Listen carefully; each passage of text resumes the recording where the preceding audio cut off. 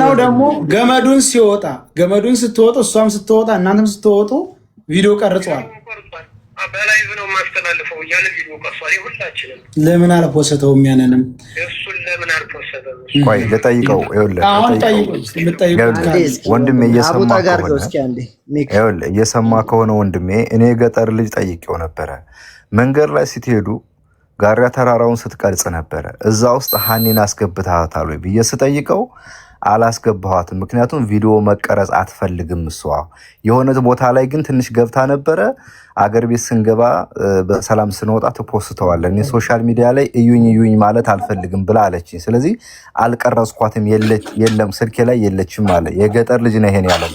እንግዲህ አንተ ባይንህ ያየኸው ራቁቱን ሆኖ የቀረጸበት ቦታ ነው። እሱ እዛ የለችም ሲጀመር ራቁቱን ሆኖ የቀረጸበት ቦታ የለችም እሱ።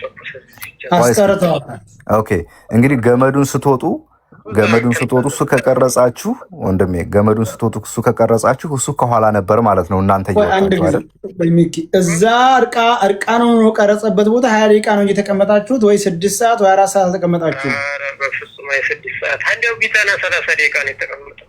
ከዛ በኋላ